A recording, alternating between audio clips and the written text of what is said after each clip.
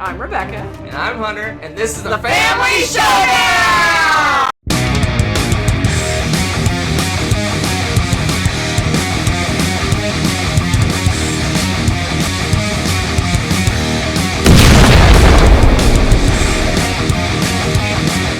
Hello and welcome back to our Top 100 Games of All Time 2026 edition. Today we're going through the 50 through 41. The best. No. The worst. The best. The worst of the best. The worst of the best. The worst of the best. We're ready. I'm ready. I feel like my theme for this 10 is the moving on up. Moving on up. No. That's what mine is. Well, Majority of them. Coincidence. Yes. Coincidentally. As a matter of fact. Indeed. Just as an aside. Mine are. All my games are moving up. Every single one of them. Yes. Okay, that's really unusual. All 10 games that's moved unusual. up. One only 2 places. The rest 20 plus places. Wow. This may be the section of I really want to play these games because we haven't played them in a while section. Okay. Maybe. Okay. Possibly. This is interesting. I don't know. Okay. Let's kick it right off. Kick it off. Right away with my number 50. What's your number 50? My number 50. I gotta. Oh, not ready. I'm prepared. Oh. I'm doing the buttons because I'm lazy with the editing. My number 50 is Beyond the Sun. Such a good game. So, since all these games move up, I'll give a little snippet. You gonna show us the game too? I'll get there. A little snippet of why the games moved up. Okay. This one moving up because I've been playing this regularly on the regular, as they say. You know what the kids say? On the regular, I've been playing this on Board Game Arena. Yeah, I like it. It's good. How does it play online versus the board game itself? Really well. Really well. Interesting. Okay. Not on the phone though. I play them on the phone usually, so. I would not yes, play this I game would not. This is a Tech Tree game, so Yes. that would be terrible on my phone. No, I love it. Beyond the Sun. So this is Tech Tree the game. So the majority of this game, you're basically getting new technologies. Okay. A little trick. It's actually a little tech. It's actually a tree. It's actually a lot of things call it a tech tree. This one actually, really is. It's actually a little tree of technologies here. And off the side, as an afterthought, which is where you score all your points, is a board where you're flying little spaceships around. But these technologies make you more efficient at doing that part of the game.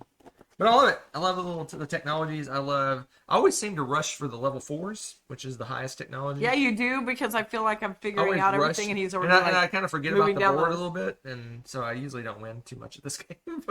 But yeah, I like this one. So what you're saying is we compete to lose at this game, is what? Kind of. Because I like to play with the Tech Tree and not as much with the main board, and Hunter's over there flying around being crazy. I like it. This is fun. No, it's just a really fun game to explore. It's a looker too. No, it is not a looker. It's got the great. This game. The graphic design of this is off the charts. Off the charts board. I'll just show you the player board real quick. That looks like a blank thing that I'd use to take notes at school or something. That is just. This is what the people call spreadsheet adjacent. Yeah. But I like spreadsheets. Why couldn't we put some color in that? Spreadsheets. Yeah, it would be nice to have. Like just even. If you look really closely. Oh, there's blue. There's some blue text here in this area versus the black text. Oh, there's a little bit of red where it crossed something off and said no. There's a red X right here, and there's a little blue symbol up in the corner. That is painful. I will say that is something about this game that just made me want to weep. They got all these nice little player color dice. Woo. It's lovely. I mean, you can't miss them because everything's white. It's so boring. The planets to look at. But not to play on. The planets have color. Come on, look at this. Look at the planet cards. Whoa, yeah. Look at that color. Where are the planet cards? They're in there somewhere. Yeah, Hold that. on. No, these are the technology cards. They're very utilitarian. You know, utilitarian can still look nice. I'm just saying. Where are the planet? These aren't the planet cards. Where are the planet cards? Man, I'm so unorganized here. Where are the planet cards? Did I throw them away because they look so nice? You're like, that's too nice to be this game. That's. Here they're right here on top. Look, Beautiful little planet. Okay, those actually look Aren't cool. they lovely? And how often do you stare at those? The whole game. Nah. It's over on the edge of the board. Barely. Get that out of here. Yeah. All right, what you got? My number 50, actually, I don't got, as you say, because it was one of the painful past callings. It's new to my 100 list. It's always just kind of hovered just off. So it's a game I like, but not like super, super like. And it's called Last Will. The premise for this game is hilarious. So you have some rich uncle or somebody who dies, but they have stupid wealth. And they've decided that whoever can spend the money the craziest is the one that's going to get all of the fortune. So they like give you a set amount and they're like, spend this, be crazy with it. And whoever does the best job of that is the one that gets the money, which is weird. But anyway, it's still funny. So you're going around and you're like, you know what? I'm going to host a dinner party. And I'm going to invite the world's most famous chef to cater it. And I'm going to hire like a whole bunch of servants. And you know what? I'm going to send a personal carriage to pick up every single person that I'm bringing to my party. And blah, blah, blah. I mean, you're just like grabbing all of this crazy stuff and trying to hire things and buy things. And you're scooping up all this stuff. And you're trying to beat everybody else to it. And it's just a silly, fun game. And yeah. The only thing I think you said, there was something that kept it from jumping into my top 100. There was something weird about like the scoring was crazy low or something. So the way the game works is you're trying to go bankrupt, and you go bankrupt by getting rid of all your properties. So basically, the best way to one of the better ways to lose money is you buy these properties when they're really expensive, right? And then you just sell them when they're garbage or whatever, right? Terrible prices, and right? So you try to just throwing money away, and the game triggers ended when someone goes bankrupt. They have no more properties left. Right. And then the end game scoring is just how much money you have left. That's right. That's why. You should be low. You potentially could go negative if you work it right. You could actually owe money. You could be in debt. But I think the last game we played, we both had $1 left. Or something. And it was some weird tiebreaker that won it. Yeah. So it seems like all the games, unless you have like someone that's way behind, they're all going to be within like a few points of each other, a few dollars points from Which, again, each I don't know why we punish it that way, but it is kind of weird. I guess. Hate it. Oh my gosh, that's so not true, because you were looking and it's still in your top 200 as well. It's 126. Yeah, see? So it's a great game. We like it. It's just, it was one of those that had to be cold. But it's a fun little premise. It's a fun game. Enjoy Last Will. It's all right. Shush. Move on to the next one. What? Okay. My number 9 is, let's find out together, shall we? Yes. The Colonists. Oh, a beefy little game. The Colonists. Oh, my goodness. Colonists. Not a big box, but beefy game in box. It's a Uwe. It's not Uwe. No, I'm saying Uwe size box. Oh, it's a yes. Uve's like a Caverna size box. Yep. Colonists. So the Colonists is an epic strategy game. It even says it on the box. The epic strategy, not the epic strategy game. So what this is basically a you have your Twilight Imperiums and your Star Trek Ascendancies and your big epic massive games. Right. This is the Euro version of that. So if you play this game, it has eras, ages, I don't know what they're called, time frames, I don't know. There's like 4 of them. Yes. If you play all 4 all in and you play with 4 players, you're looking at 5 hours, 6 hours of play. But you play with less players, and you can play a set number of eras. You can say, I'm gonna play 3 and 4, or 2 and 3, or 1 and 2, or whatever we're gonna play. And you can shorten and condense the game, so you can kind of vary the game on how long you want to play. Right. And it's just a Euro game. It's got an interesting, I guess it's kind of action selection in a way. It's supposedly it's worker placement, but you basically have workers. You're building out a map. Like you're basically expanding the colony. And the colony is just a bunch of worker placement spots, actions. And you have a little worker guy that you move around the map to trigger actions, but there's rules on how far you can move, how you can move. There's upgrades to move that more and stuff like that. So if you want to go across the board to do an action that you want to do, you might, okay, how do I get there? Oh, I can't get there this turn. Well, what can I do along the way that's beneficial? So there's kind of a whole puzzle with how you do it. They call it worker movement. That's what they call it. It says worker placement is so yesterday. Worker. They actually said that? Yes. Anyway, so basically you're building out. You start off and you're banging sticks together, and by the end you're building casinos and all kinds of crazy stuff at the end. So you go through the entire basically Bronze Age, Iron Age, Industrial, Modern. I don't know what the eras are called, but you get the idea. Yep. And building out this tableau of structures in your area. So you have the main board that you're building, and you also have your personal area that you're building. It's a good one. I think we've only played the whole hog one time, right? Yeah, we've played bits and pieces of all of the eras. I think we played like 1, 1 and 2, 1, 2 and 3, and then 1, 2, 3, 4. Yeah, and then after that we did chunks of just that. one or the other. Yeah, chunks of that. Yeah, we've only ever done the whole thing once. So, but I wouldn't mind doing that again because I do really like how it expands and gets little slightly more complicated each game too. Yeah. So, good pick. I don't know what the math is on it, but it's in the back of the box is 30 to 240 minutes. And you can't play each era. And you can play it solo. No, that's total. No. 4 hours is you could do a full 2-player game in maybe 4 hours. But if you have 4 players for four eras, 4 players, you're talking 5 or 6 hours. Yeah, easily. Anyway, I'll put this back over here. Okay. Good times. All right, so my number 49 was my number 57 last year, so it's going up, and that is Concordia. We have ours in the Concordia Salsa box because we got tired of the same old boring box, but here it is. This guy who's a knucklehead trying to sell hey, you salt to this guy. Buy my salt? He's like, hey, you want to buy my salt? And he's like, dude, we're on the beach covered with salt. And this is my salt. Yeah, I don't know what's going on there. It's hilarious. But anyway, you can see it. See the drama through the box cover. Yep. But anyway, Concordia, this is the trading in the Mediterranean game. The trading in the Mediterranean game. The one that started it all. I don't know about that. I'm just kidding. Probably not. But it's probably one of the best ones and the most lasting of all of the trading in the Mediterranean games. It's definitely up there. Because guess what you're doing? I know this is a shocker. You ready for it? You're trading in the Mediterranean. So what you're doing is you're going around and you're exploring on land, through the sea, and you're trying to basically it's like little houses or something, right? Trading posts. I think it is trading posts in each little area, and collecting goods and getting goods and trading goods. And I love the card action in this game too, because you're selecting different people and they all have different abilities and things that you can do.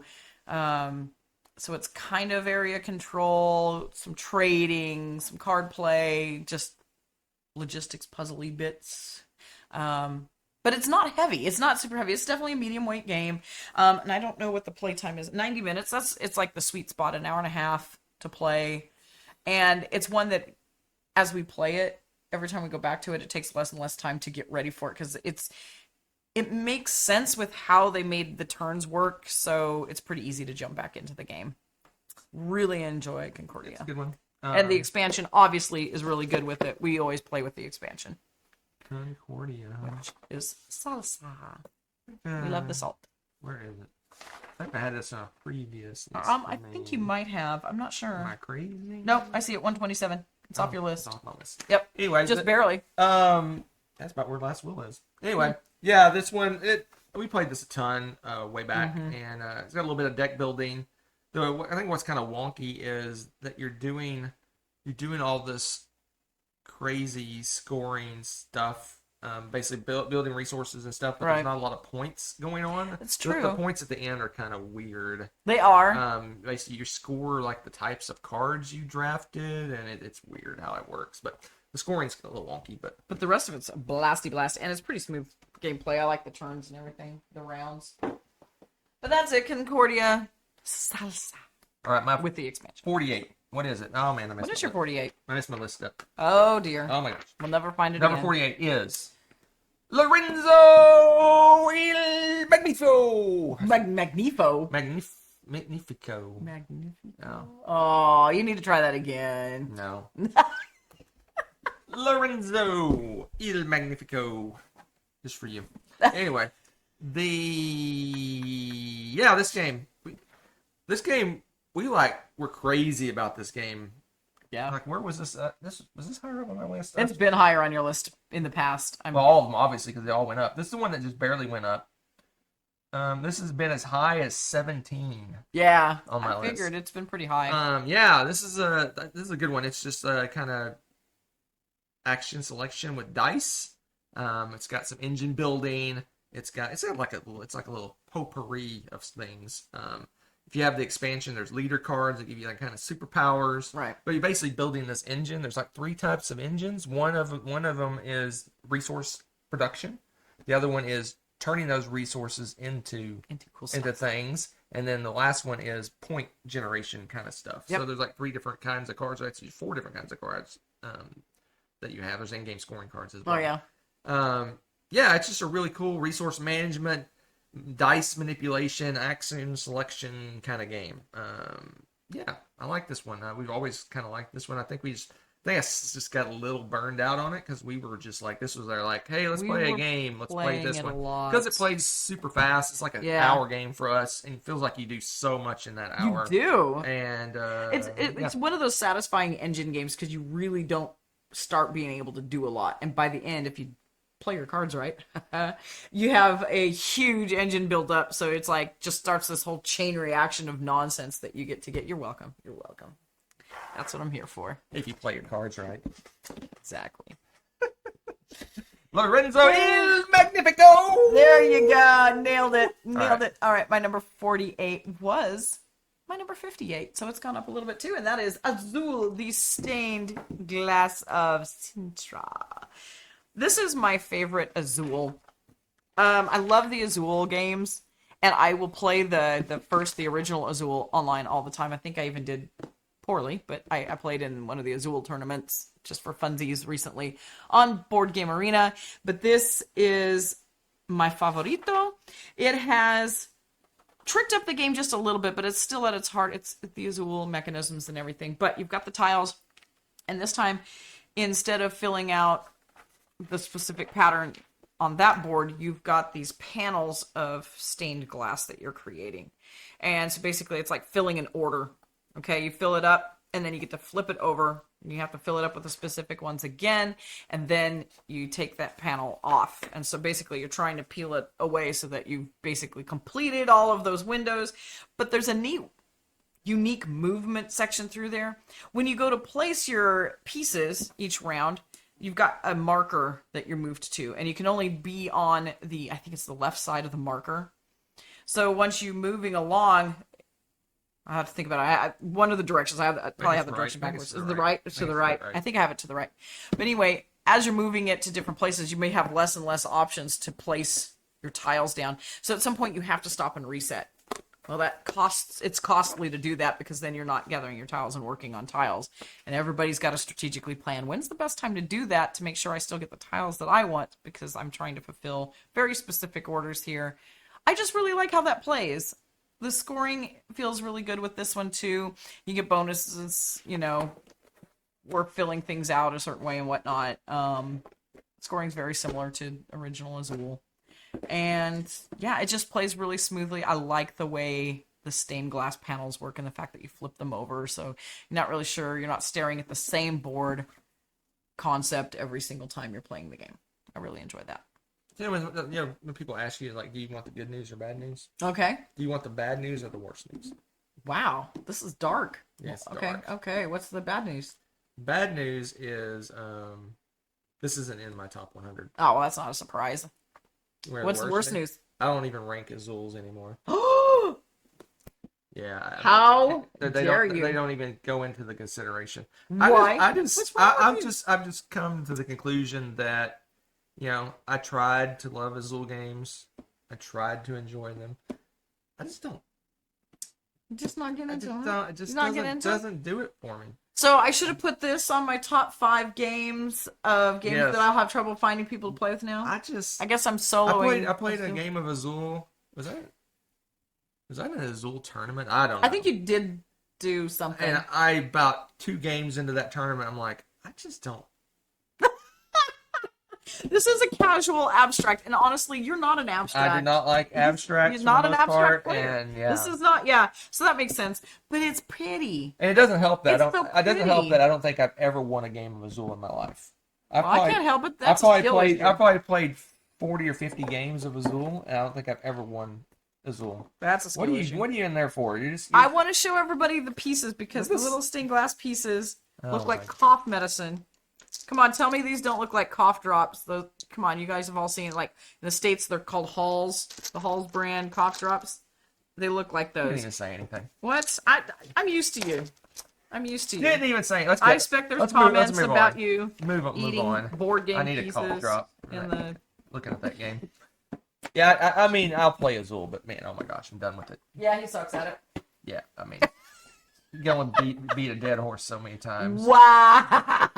Oh man! All right, my 47. It's on. Let's look at a game that I enjoy. No, I like Azul. I just don't. No, you don't. I don't. No, don't play. It's like when you go to the restaurant and you're looking at the menu. And there's all these things. You go, yeah. Oh, those are pretty good. And, yeah, you see that, you're like, oh, I really want to eat that. Why would you pick anything else on that menu? Azul is anything else on that menu. So basically, what you just told me is your number one's the only game you should have. Correct. If I could play it all the time, it would be the number one. If I had the ability to play it all the time. All right.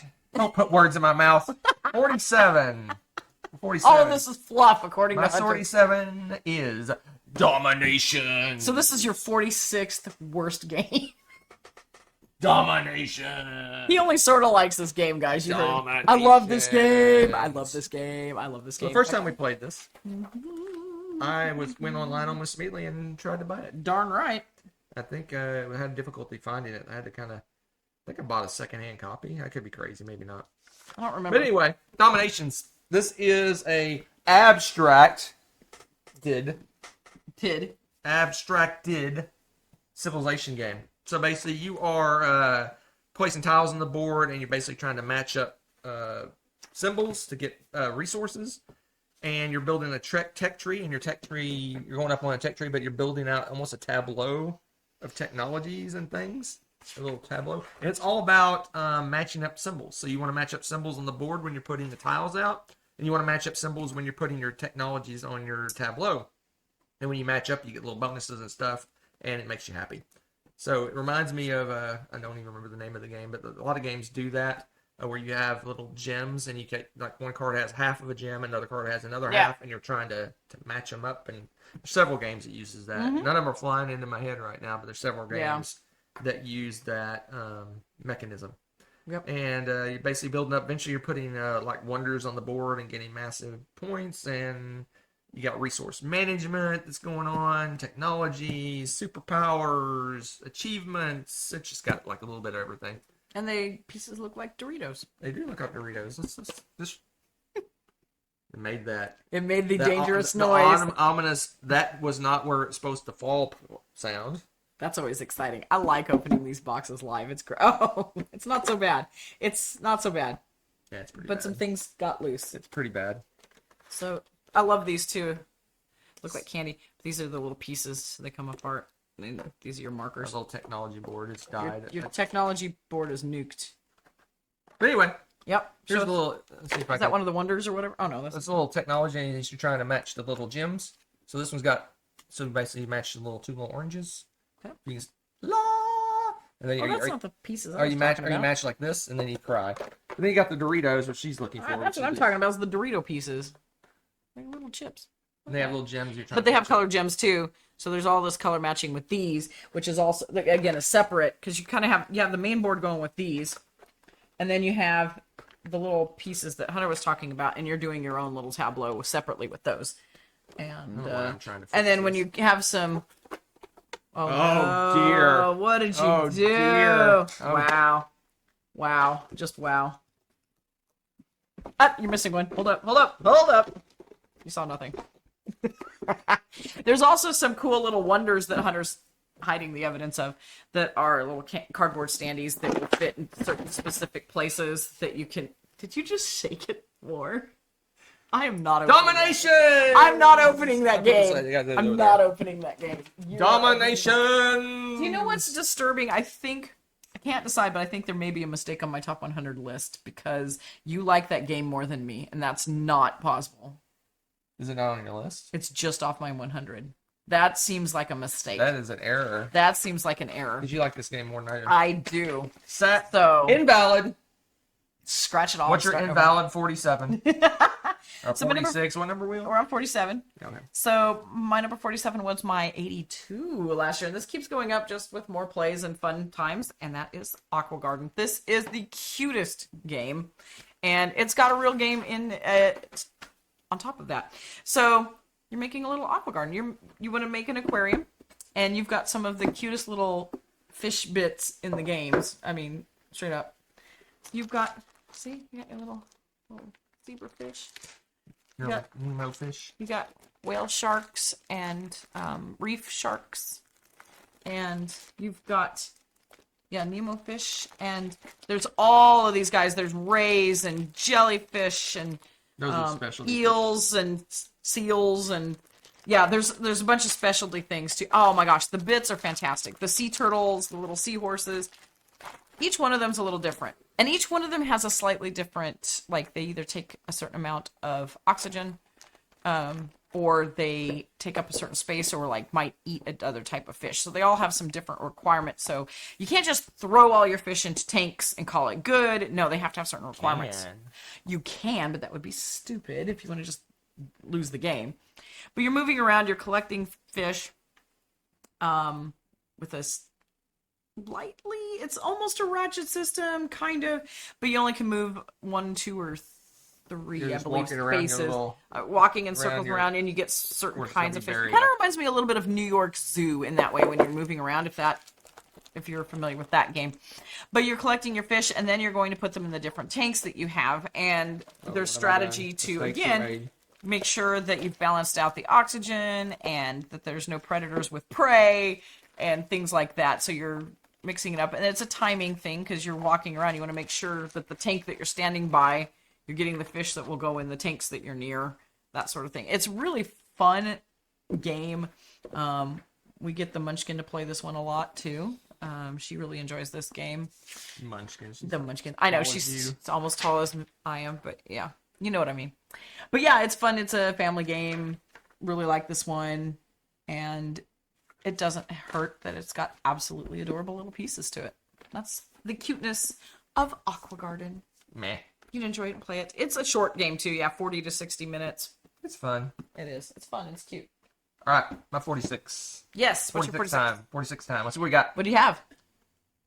Crown of Amara. Classic. Where is it? Oh I don't my know. gosh, I got something out of order. Uh-oh. I gotta move this. Oh my gosh, I can't reach that. Can't reach it. Crown of Amara. Dun, dun, dun, dun. Crown of Amara. So this you like this more than me anymore. We tried this one at the Dice Tower Retreat. Yeah. And played it. Fell in love with it. We got to get this game. Amazing. And guess what? It was unavailable in the U.S. when we played it. So we looked for it, and finally we found a random board game store, Common Ground Games. I don't know if they're still open in Dallas. I hope so. Common Ground Games. Great game store. And they imported it. So we have the actual Pegasus Spiel, the European version of the game, not the whatever they did in the United States. I don't know who did it in the United States. Yeah. But anyway. Pretty cool. Love this game. So basically, you got two boards, two little boards that you're moving a guy on, and one of them you're moving around and you're collecting resources. And there's a whole thing about you got to have a build up. You can get more and more efficient at getting more and more resources on this side, and you got another board over here that you're moving around and you're basically spending the resources for various things, mostly for victory points. And when you're playing, it's a card. Base action selection via cards, so you're playing out cards, and it's almost like a program-ish, and you decide which board you're moving on to when you play. So, I think you can randomize. I don't know if you can or not randomize where the locations are, but all they are is little puzzle pieces. So this is the resource puzzle. It comes a little. Yeah, it's not a super big board. It's not a table hog. And then you also have down at the bottom you have the where you spend victory points. Yeah. Little puzzle. It makes a little square. Makes nice little squares. When you build it, it makes a little Makes it slightly larger than what would be a normal board size. They're not super. Use your imagination. And so I like it. I like it because it's kind of a balancing act of which area do you move in, and a lot of the victory point, a lot of the things, the more that an action's used on the victory point side, the more expensive it gets. So if you can kind of get there quickly and get going, you're going to get cheaper. Especially your stuff cheaper. Especially if you know somebody else really struggles to get those or something. Sometimes it is good to just go and clean that market out, and then they're struggling to get that last stuff. Bit. Becomes more and more efficient. And There's expensive. There's like superpower guys that give you superpowers that you can get. It's just a really smooth game. It has a scoring thing that's been used in a few games. Basically, you have 2 tracks you're going on. I don't know, the person track and the village track. I don't know what they're called. 2 different tracks, and the one that you have the least of is your kind of your base for your scoring. And a lot of in-game scoring moves those, and you kind of want to balance them out. You want them both to be pretty equal so that you more efficient. It's very similar, but kind of not, to what they use in Rajas of the Ganges. Basically, they use the thing where you cross, so it's a little bit different. A little bit different, but there's some games. Is it also Heaven and Ale? I think may have that similar scoring. I don't know. It's funny. There were a bunch of games for that period of a couple of years there that was the big thing to have, was the 2 scores. See, you play with it somehow. Yeah, the lowest either they one, cross or you where take they the match, lowest. or a lot of games do the lowest thing. Yeah. Anyway, but it's fast. It's like 60 minutes. Yeah. For 2 players, it's quicker than that. Yeah, it says 45 to 75. It's 45. Probably quick little Euro game. It's zippy. It's zippy fast. It's zippy fast. Oh. Okay. Sorry, I gotta put on your weightlifting belt. I gotta put on my weightlifting belt. So my number 46. It dropped a little bit. It was 22. This is one of the few that dropped, but I think with another play, it'll go back up. That is the beast. Foundations of Rome. This is the most intimidating box for the most non-intimidating game. And I find that funny, but also kind of sad, because I really want people to play this game. Yeah, I'd almost consider this a light game. It really is. Honestly. What are you doing, nerd? I want to show it off. It is facing the right way. I'm going to hit the mic. That's my problem. So this beast of a game, covered in all the backers. I love it. The words are tiny, and it's got all the backers' names on here, and it says, "Thank you." Are you on here somewhere? You're on here somewhere. I didn't back it. Oh, you didn't back it? I got it after the fact. You were like, no, we're not backing that nonsense. No, just kidding. But, so you're like, oh, you want to be the black player. No, it's not. That's the fast. You want to be not the black player. Too bad we don't have black. So you're going to be the yellow player. Ta-da! Underneath the lid is all these beautiful chunky bits. Beautiful bits. But they all have different things on them. So, for example, we'll look at this big one because it's easier to see. On the top, it's got a little thing, and it says 6 people. Okay, that's 6 population. That's what this is worth. And it takes up a certain amount of spaces on your board. And you're balancing those. You've got things that, like, give you victory points for how many people you have. So that 6-pointer is a pretty good one. Okay? You got things like that. You got money, so you have income. And there's a third one. Where's the third one? Oh, yeah. Government buildings, and then you get points for how many government buildings you have. So you get these, I'm going to put these out on a board, and it's beautiful. You've got this big, beautiful, well, you can't see it.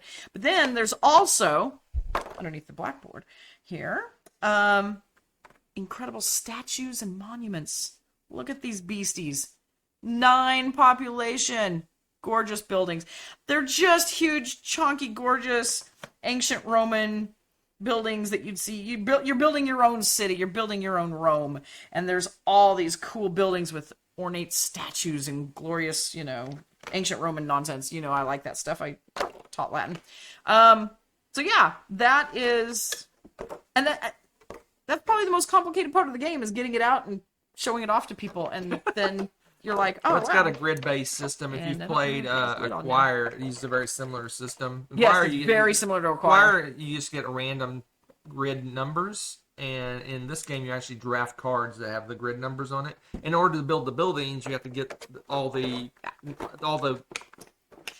tiles that you control have to be adjacent and able to cover that shape.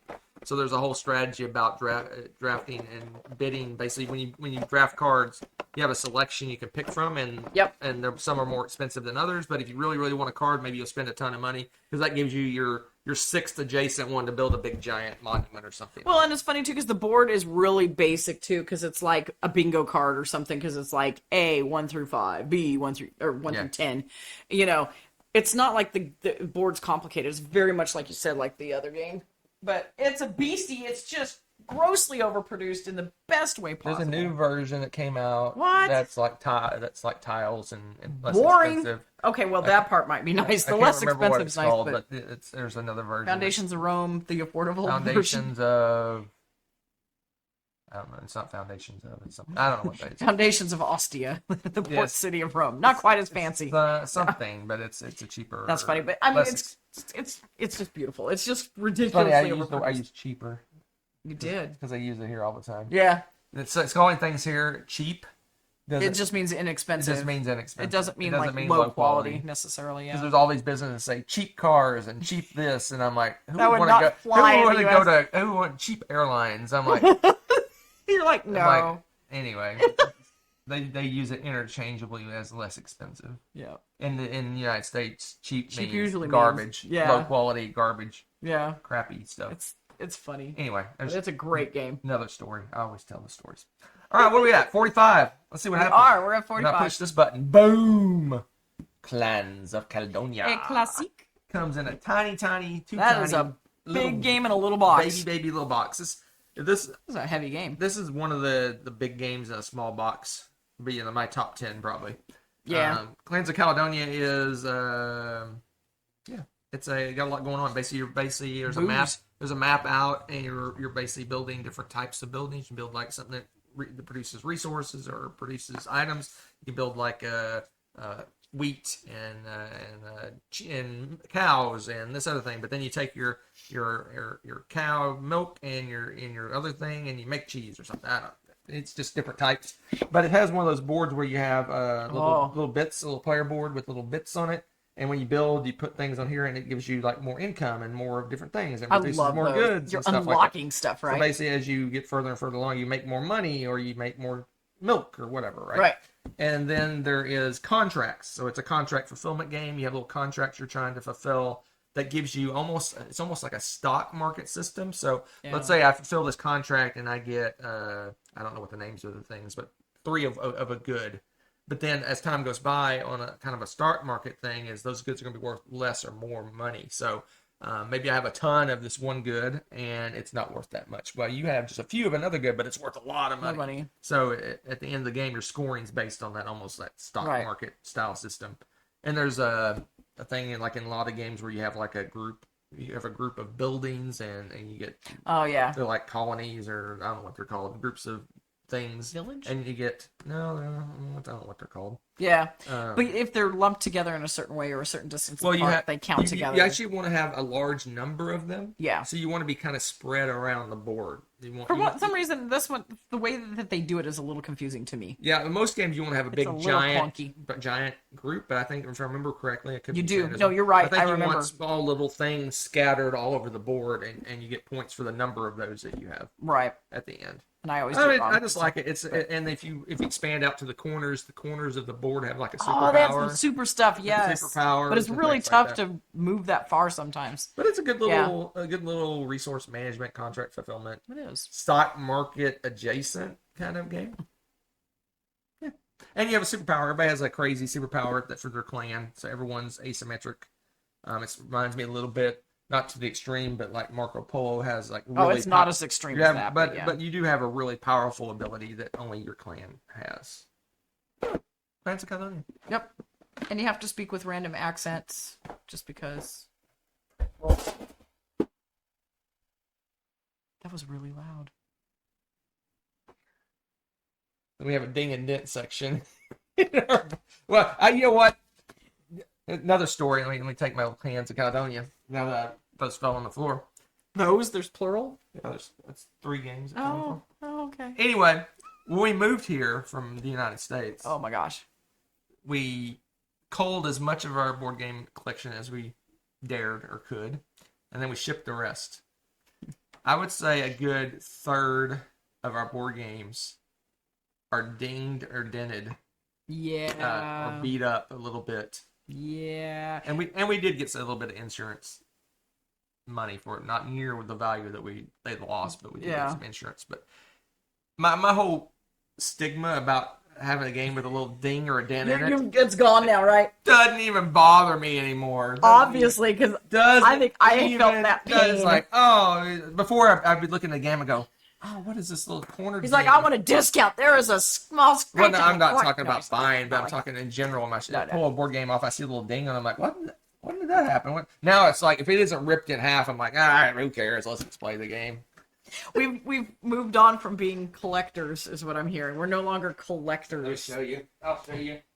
How bad is it? No, this one was already dinged. Oh, okay. No, they're fine. They landed. Okay. They landed. Oh, they fine. landed flat. But It's loud. This is not a just now happened. This is how it was. Yeah. A lot of our games have these little corner dings. Yeah. And some of them are even worse than others. But anyway. Yeah. There's your little story time of the games falling on the floor. And everyone is now deaf and had a heart attack. I don't know how loud that was. It was louder for us, probably, but still. Ooh. So that was my 45. What's your 45? I don't even know anymore. Okay, so my number 45 is small and hopefully won't cause a crash. It was number 81, and it moved up as well, and that is Furnace. I think we were talking about this on another show at some point recently. I think this was the game we most want to play. Yeah, because this game is one of the few... I'm not super crazy about bidding. And a lot of the reason for that is I hate having to try to figure out how much something is worth and that bidding process. I don't mind like fighting against people for something, but I hate losing out on the money when I didn't necessarily need to. And a lot of games really punish you. It's like if you're bidding with that, you lose that amount of money or whatever. This game sets aside bidding tokens. So you have like like a giant chip. You're like, I really, really, really, really want this. And then you've got a medium-sized chip and a small chip. So you're, on varying degrees of how badly you want this thing. And you get those chips back every turn, and that's what you bid with. I love that. On top of that, it's also got a really fun system. This is like another logistics puzzle of how to produce what when and positioning your cards to make this nice little smooth engine by the end of the game. And the combination of the two and the fact that it's pretty quick. Oh, I know. I was speaking of boards that are beat up. This just makes me cry because that game was in mint condition. See it on camera, but you might not. It's a full ding. It's like they put something heavier that smushed it in. Smushed the skin. It just makes me sad. But yeah, it's just a really smooth game, and it is, 30 to 60 minutes. If you're playing 2-player, you probably have a 30-minute game right here. 10 minutes, not quite. But this is also kind of deceiving to me, too, because it's a box of air. Yeah, you could easily put this in one of those quivers or something. Oh, my gosh, look at the box. Told you. Yeah, I'm struggling with it more than care. I've lost all will to live. Oh my gosh! So if I find it interesting, not that I've lost all will to live, but I find it interesting that last will, which we had just a moment ago, is my 126. Okay. This is my 129. Yeah, so it's just off your top 100. Yeah, see, and especially for a quick game, that's really high for you. Yeah, but it's very thanky, and I like the bidding system, auction bidding, whatever you want to call it. System. Yeah. It's fantastic. It's really smooth. Here, I'll throw it over here in the ding. I don't trust you. Put it over there. All right, my 44. My 44. Speaking of beat up boxes. Oh dear. So I got a story about this one. Oh goody. Story time. So if you're a fan of the Dice Tower, and a lot of you probably are because that's usually how a lot of people found us originally. Correct. And so back in the day, if you go back in the day at the Dice Tower videos, like way back, we're talking 15 years ago or so, Tom used to do the wall of board games, which we don't really have a wall of board games anymore, but kind of. He used to have a wall of board games behind him. And he did the before they got a studio and did all the stuff, he had the wall of board games. Just on bookshelves.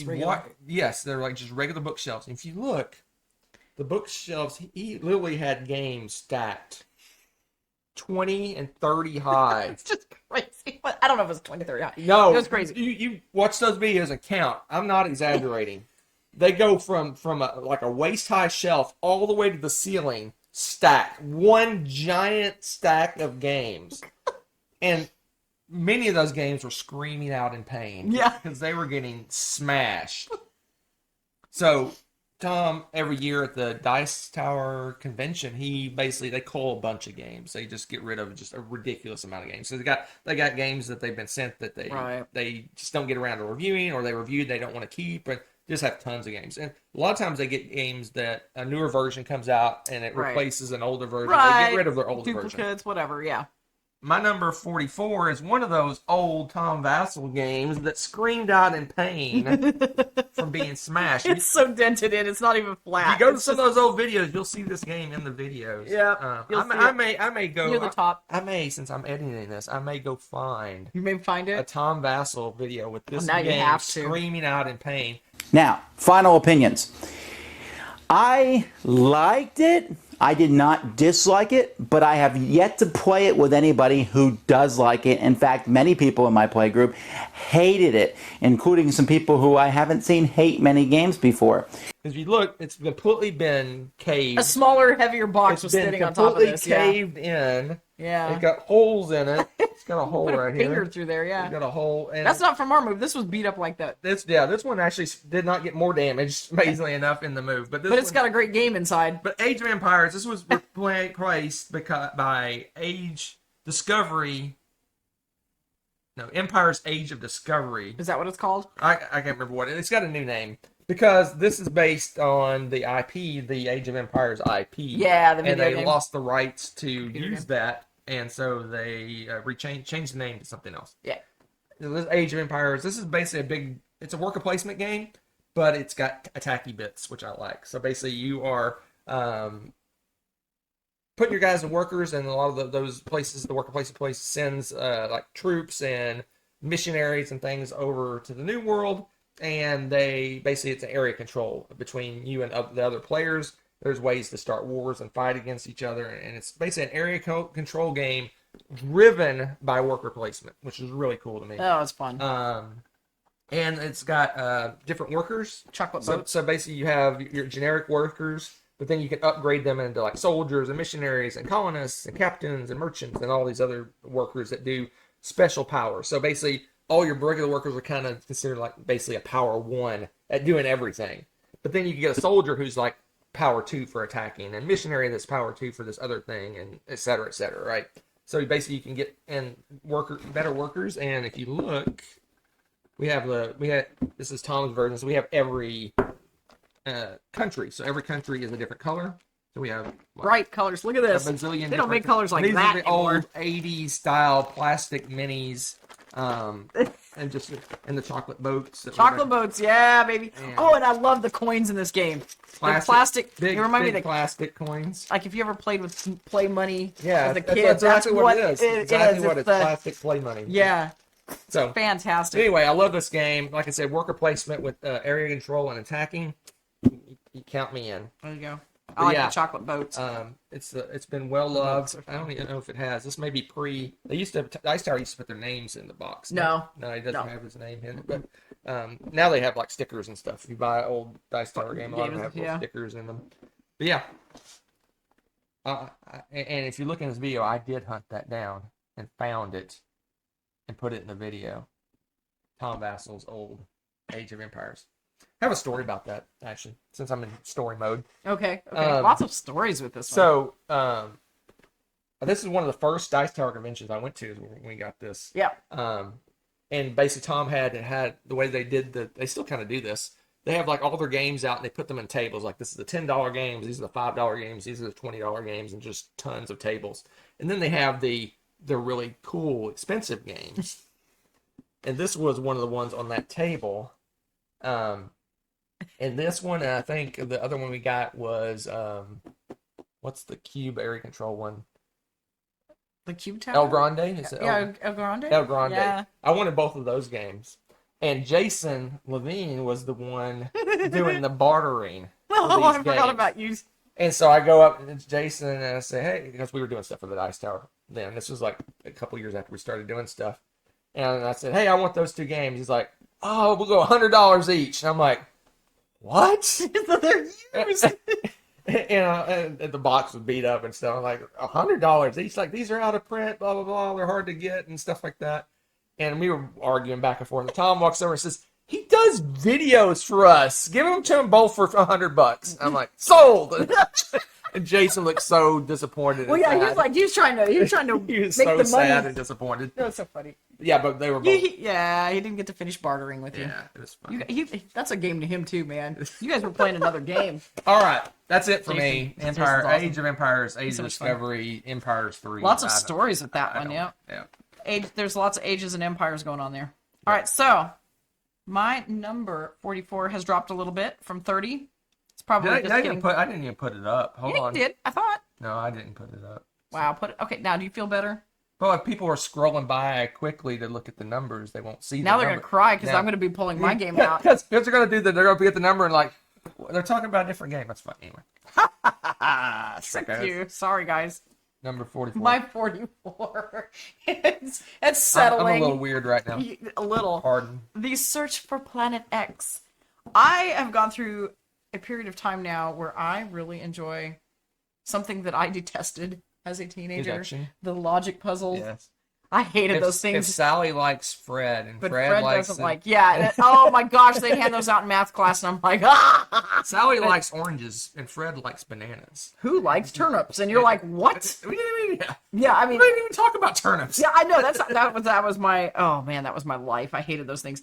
But now, and then they have it in this game, and they have this game that is, okay, this is I'm not a huge solo gamer. I would play this solo and be perfectly happy. Like, this is so much fun. You're trying to figure out where Planet X is. For those of you who don't know, there's this theory that there's, and obviously they're discovering a lot more things about that. Planet X anymore. Yeah, it's Planet 9 now. Yeah, it's oh, that's sad too.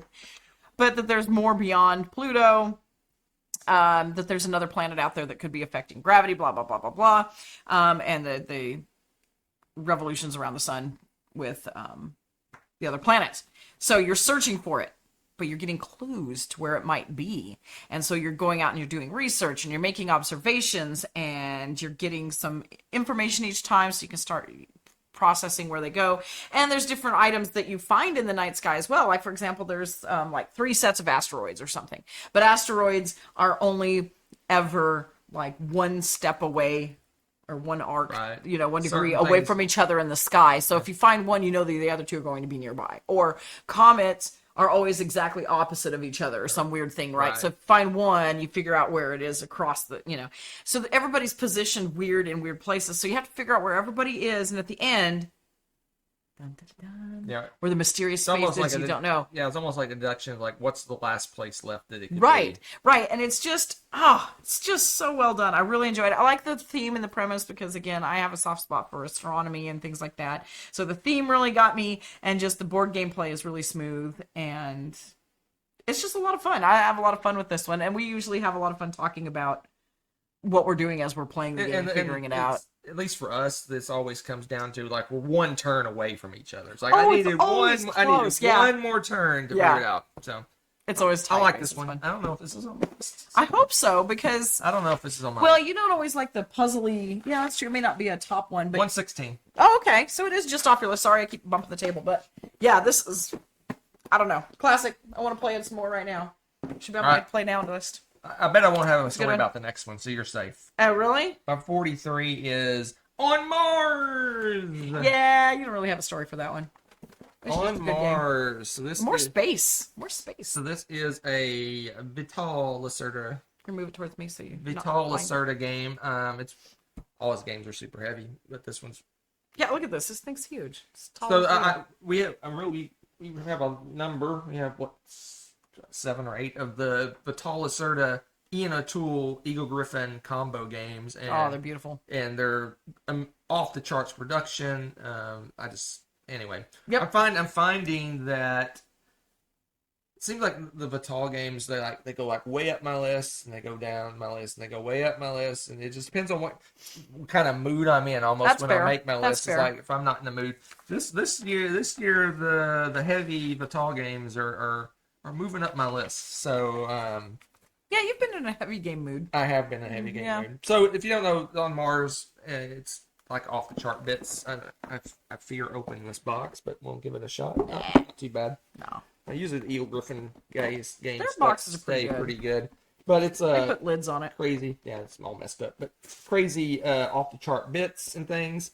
The on Mars, basically, you are Show them a player. you're going into Mars and you're basically building a colony, and you're trying to build the best colony there for, I don't know, to be the best. I don't know. You get Well, a so people can live, survive. Do you You wanna dare be a- take part in Yep. humankind's biggest challenge? I don't know. I mean, Anyway, we're going to Mars and we're Make it building a livable. colony. But the gimmick in this game, and all his games tend to have a gimmick, is that there's actually two sections of worker placement. So basically, there is up in space, you have a space station, and you do certain things up there. You do blueprints, or you do these different things. And then also, you down on the planet, you got you're moving your rover around, you're building the actual space station, doing things like that. And there's two different spots, and your workers are almost allocated between those two spots, and there's a little shuttle going back and forth between the two. So one turn we're doing stuff over here, and the next turn we're doing stuff over here. But you can choose to leave guys there and not have them transport. So there's almost some strategy in. Usually you want to travel back and forth, but there is some strategy of leaving guys behind and doing it that way. It's just a solid little game. You start off and you have like one little capsule, and eventually everyone builds out, and it turns into this big giant like colony. Yeah, basically. you can actually live on Mars. Yeah, Ta-da! and it's cool, and it's got crazy big chunky nice wooden bits, and like she showed the dual layer boards, and just so much. It's just a really cool. So good, so good. It's a little. I mean, art is off the charts. Vital's games. He has the ability to make massively heavy games with very deep choices, but yet it's a little action selection game. Right. A lot of his games you have 10 actions that you can choose from, and that's it. And then it's the combination of those, when you do them, how you do them, building up so that you can do some of them. And this one, again, there's a handful of spots over here, and there's a handful of spots over here on the planet, on space, and one in the planet. A lot of his games uses a little grid system. It's a grid of like 9 actions, and you're moving a guy around picking. So, but the depth is in the choices and the combination of those actions. Anyway, on Mars, one of the better ones. It's not my favorite, but it's up there in terms of my favorite Lacerda games. Wow, it's funny because that was your favorite for a long time. Not anymore. What? I got nowhere to put this. I don't have anywhere to put it. The couch. Nowhere to put that game. That's fair. All right. So now it is my turn. And I have my number 43. It has gone up from 63. And that is the cute. And it's another lot of game in a small box. Ugh. Hadrian's. Did you just. Ugh. I got a story about this one. Silence. I got a story about Hadrian's this one. Wall. I got a story about this one. I really enjoy this game because this is also one of the few games. It's interesting. I have 2 games in this set of 10 that I would not mind soloing and enjoying because even when you're playing with others, it is kind of a solo thing because this is one of the few rolling rights, I guess you call it. Flipping right? Whatever. Do something and right. Throw cubes and right. I don't know. there's writing involved. No, it's a card. It's card driven. This is the densest box too. It weighs so much because it's just. And you can see here, so the solo I did. There's actually 2. You have 2 for the game. You have 2 sets. There is a lot going on. This is a heavy roll and write, which is one of the reasons I really like it. One of the heaviest ones. Yeah, it's the heaviest one we have by far. Yeah. But what you're doing is you've got all these different areas, and the whole point is Hadrian's Wall, and you're trying to do things to get soldiers up here to protect them, the rest of the city and stuff, the empire behind it. And so you're doing things to build it up. And of course, then you've also got like the victory points engines and things like that. And then on this side, this is the comborific area where you're using stuff like you've got the traders and you've got actors and the prefix and the different government sections. And so you're doing different things and in different combinations with the different little meeples because they're colored meeples. You use those to get different things and get your victory points. Let's see. Oh, So I have two stories. tell your stories. I'm going to show off. You want the the game. you want the funny story or the sad story? The funny story. You want that one first? Okay, do the sad story first. So I rank every year. I rank my games. Oh my gosh. And I select usually it runs in to the between top. 150 and 200 games that Okay. I rank. I Okay. narrow it down to that, and then I have used the Pub Meeple ranking system. Oh yeah. This was in my rankings Okay. of the ones I ranked this year. Okay. It came in dead last. Okay. I'm not surprised by this. It's I ranked 151 games, and it was not 151. It's abstracted and it's a roll and write. You hate. Wait, hold on. You put the box. Hold on. Oh, yeah. Down to the. I got. I'm Oh, gonna make. no. I'm gonna make a bit of a mess. I wasn't going to. Wait, I gotta show you something. So the stack of the used stack is there. Oh my gosh, sorry, but I gotta tell this story. There's a note inside this box. There's a note. There's a note. There's a note inside this box. Rebecca doesn't remember it. I remembered it. I have a note that says, "We will never go through all these pages. Hunter, circa 2022."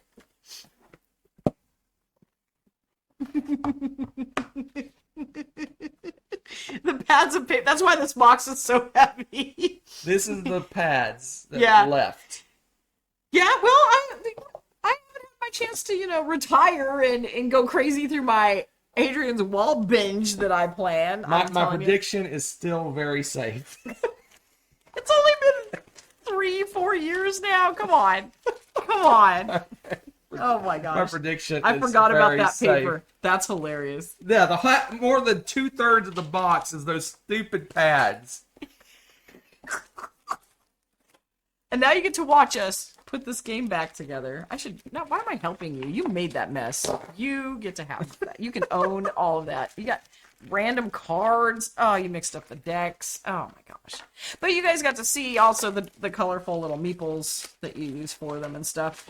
I usually dump all the meeples into the box because you're trading meeples and stuff so frequently. It's easier to not even sort them and stuff and just have them in the box and pick them out. But what is this? That's a great question. What did you do? I'm never going to be able to pack this box again. I think you might be able to... Wow. You got it done before the hour was up. Still like up a little bit. No, it's down. It had air. That was something. But yeah, Hadrian's Wall, I really like playing the solo even. It's just a great thinky game. And once you start to play it, it's one of those that's pretty easy to go back into, I think. All right. Let's move on. Your nonsense. Moving on. Goodness. Moving on. Tearing apart games. My number 42 Yes. is Amerigo. Amerigo. Okay. Amerigo. And this is the one that's going to be reprinted soon. Yep, as Manila. And I'm excited about that. I can't wait to could see be that because wrong. this box is stupid and ridiculous. Don't mind me while I peruse my list. You looking? Looking to see where it moved or something? No, this is my favorite. Feld game? Feld. No, it's Feld. Yeah, this is Feld. I keep thinking this is Uwe. No, it's not my favorite Feld game. Oh, okay. In my head, I was thinking it's Uwe. Oh, no. All right, Amerigo is a game. It's a action selection game, but the actions and the power of those actions is selected by a cube tower. The randomest cube tower So you ever. drop cubes in the tower, and a bunch of cubes drop out. And there's basically, I want to say, 6 different colors of actions that you have. Something like that. I think it's 6. I think it's 6 different There's colors. the cubes right there. Where are they? On the thing. 7. 7 different colors of action. There you go. 7 different colors of action. And when you drop the cubes in the cube tower, each round you pick up all the cubes of one color. So, like they say, the red action. You pick up like 6 red cubes that are left over. You throw it in the tower, and then a bunch of cubes fall out. And they're not going to just be red cubes. There's cubes that get left over from other rounds. So a handful of different cubes will pop out. Whichever cube is the most plentiful. So let's say there's 4 greens pop out. Right. So all the different colored cubes that fell out, maybe there's 4 different colors of cubes, are all going to have power of 4, whichever the highest number is. So basically you have a power 4 action, but then you only have 4 actions to select from. And everyone selects from those actions, and they do them. And the actions are you putting down a tile, or moving on tracks, or building buildings, or whatever you're doing. There's a bunch of different things. But this is in like most Feld games. The game attacks you every round. So basically, there's little pirate guys. I won't say they're pirates. I don't know. Something attacks you.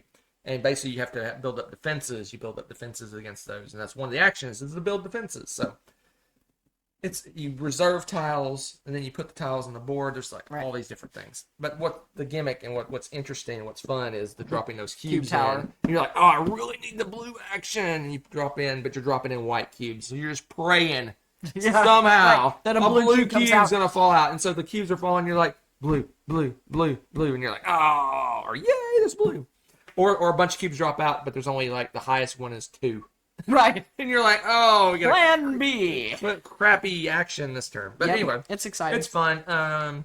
Manila is very similar from what I understand. It takes away the whole colonization theme, which a lot of people don't necessarily like, and replaces it with a more like, it's almost like a farming, something like growing crops or something. I don't know cool. I don't know what the theme is, but it's definitely not colonization.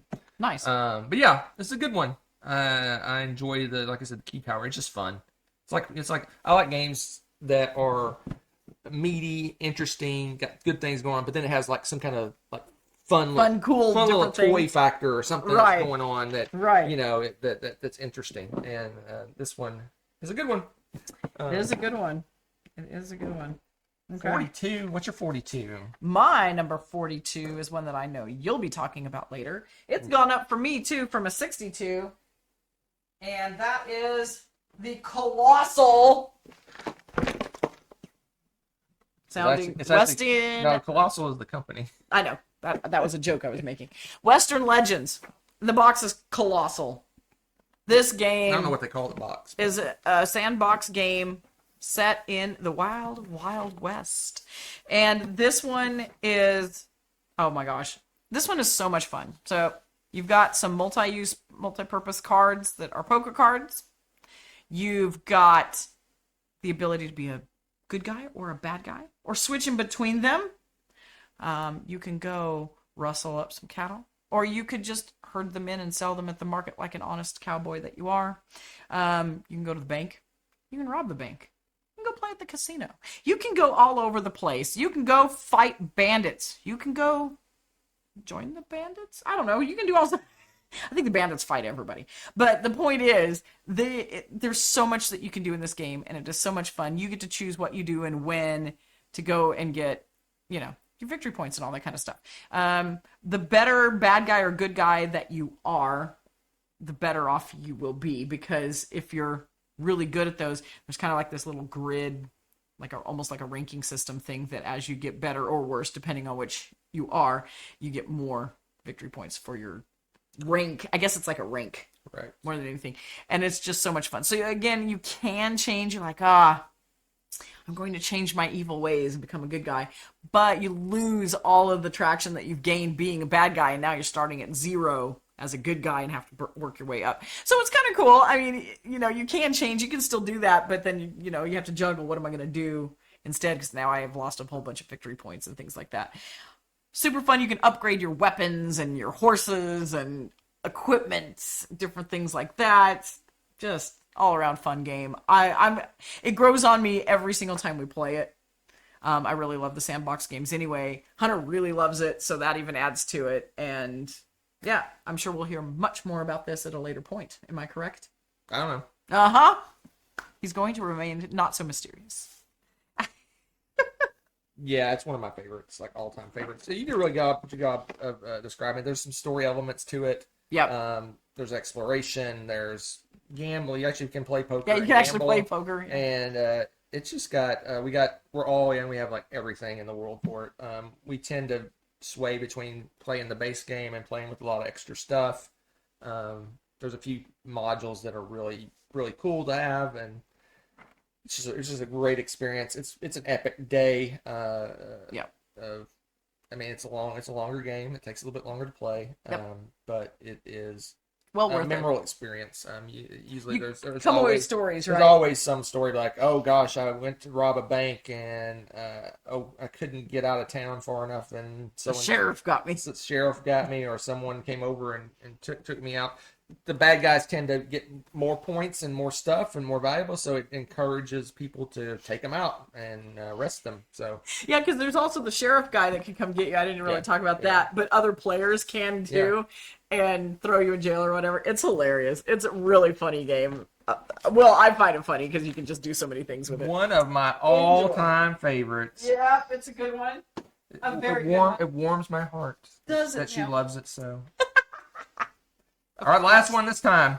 Last one for this time. You're 41. My number 41. It's another shocker. Another big boy. Another beastie. Another big boy. Big monster. And that, I'll push the button, is Mosaic. Oh, that's another. This is a stand-up moment. Oh, broke his knee. Hit it on the table. Stand-up moment. Oh. You sound like you're so old. These games, can we please go back to making normal sized games? There is a version. This is the Colossus edition. It's similar to your game. Yeah, that's true. This is there is a normal size version honestly, of this game. the production for it is so good. Mosaic. It's so good. It's so this is a Civ game. This is by the same designer as my a little bit ago, Age of Empires. Oh, I didn't realize that. Am I right? Is that Glenn Drover? Does that say Glenn Drover over there? You have the game. Age of Empires. Does it say Glenn Drover on it? Oh, look. I'm pretty sure it's Glenn Drover. Both of them. Is it? Made in China? I don't see anybody's name on here. So it could be, but I think it's who knows? I think it's the same person. They're terrible at putting because names. the two games remind me a lot of each other. I'm pretty sure it's Glenn Drover. It might be. Give me this. It doesn't show it. I can read. Oh my gosh. Oh, you gonna look in that rule book? Yeah, now the mystery is... Created and designed by Glenn Drover. Boom! Anyway. Success. So This Glenn Drover this is a big, giant Civ game, but... He does good games. It feels epic, but it's very simplistic. Right. It uses a lot of... there's some influence of Age of Empires in this game because it has a very procedural board. It has a very... Let me see if I can find the board in here and show you what I mean. Here we go again. Nothing bad ever happens from that. I'm kidding. The board for this is gorgeous. So absolutely it has gorgeous. a very procedural board. But it's gorgeous. So the board that This you thing use is such a table hog. the board that you use to play the game. See if I can...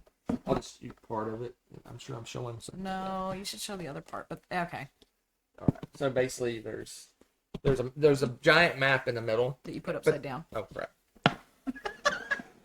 So the giant map that's hexagonal and basically you're hexagonal. And you're putting things on the board, little monuments and troops and things like that. But then the actual spots that you do things, the cards, it's all card driven. The entire game is card driven. As you can see, builds and technology. But it's got it's very wonders. procedural about how they work. go. And if you look on the board, it tells you what you're doing and the what costs. the different areas are and what the costs are. It's just a really solid gorgeous. board.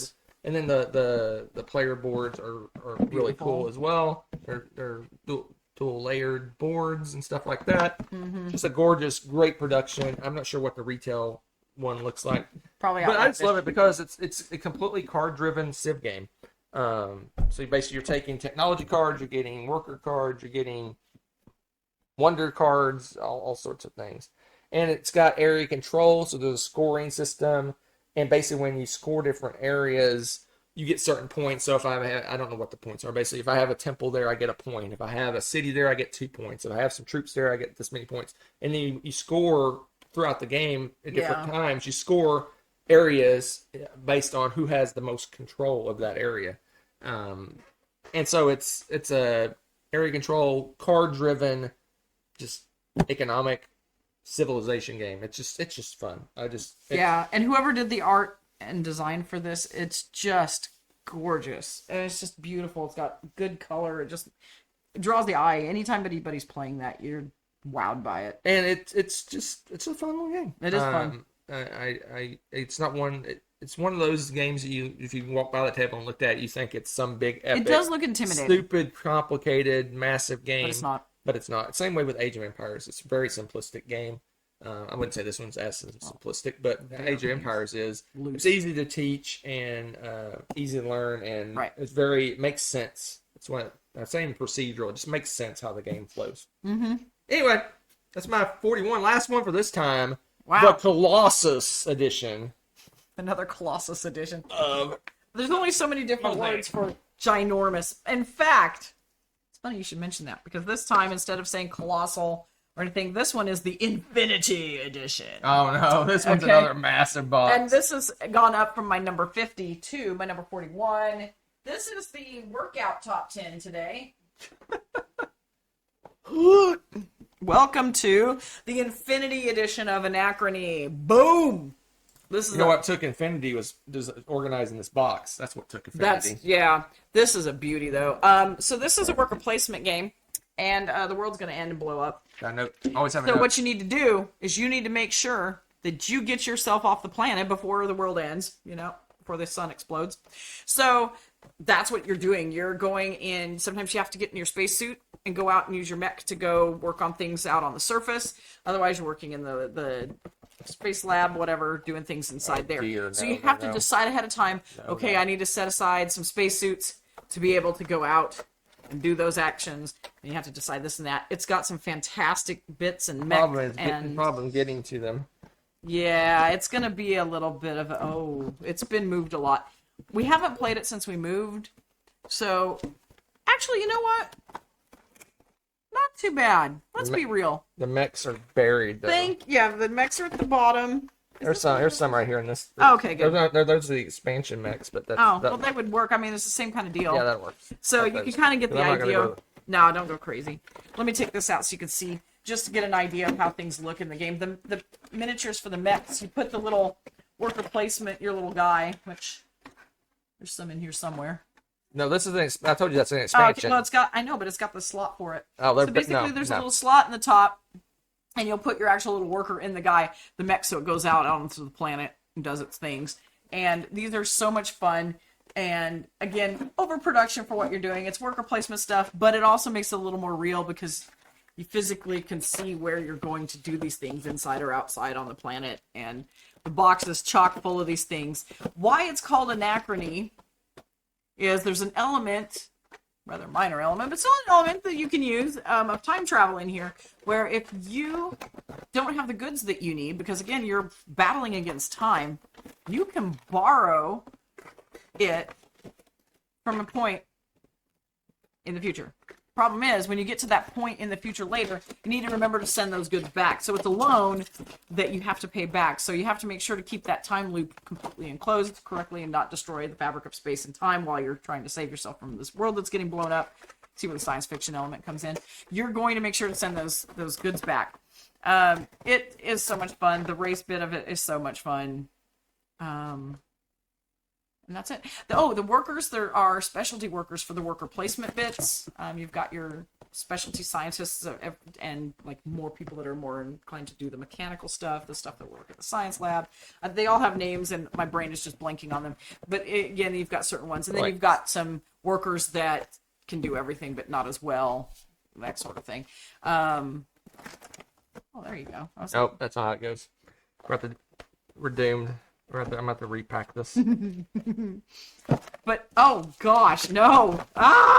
You're really close, actually. Oh my gosh, what just happened? So what's this note?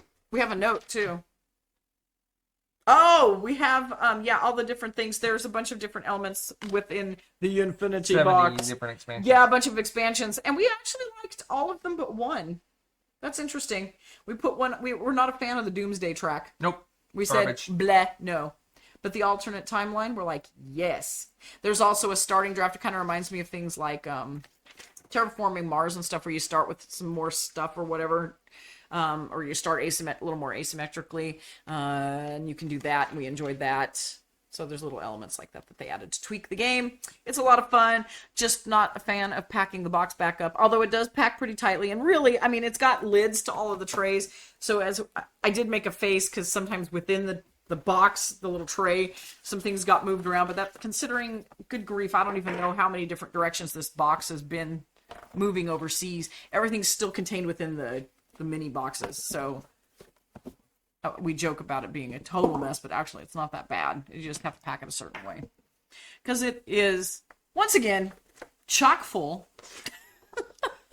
They have an instruction manual on how to pack the box. That's insane. That's just insane. That's it, folks. That's all of it. We did it. We did 50 to 41. Next time. Next time, maybe we'll have fewer of these ginormous game boxes. Let's take a This is preview. a workout. Let's take a preview of next time. Let me see. Oh, dear. I have 2 brand new games next time. Of the few new games I have. Do you? What else? Oh my gosh, I've got more big games. I think I'm going to call this next 10 my big games. I think there's... Oh, dear. I don't have any massive games on my last. Really? Next 10. I do. Oh, wow. 2 new games? What will they be? I'm just going to call mine Check it out next time. the top 10, the big box edition. Check it. Check it. We go. Bye! Let's all go to the lobby. Let's all go to the lobby. Let's all go to the lobby to get ourselves a treat. Delicious things to eat. The popcorn can't be beat. The sparkling drinks are just dandy. The chocolate bars and the candy. So let's all go to the lobby to get ourselves a treat. Let's all go to the lobby to get ourselves a treat. Thanks for watching. If you enjoyed this video, give it a like. Click subscribe to join our wonderful viewer community. Want to be notified when we upload a new video or go live? Click on the little bell below.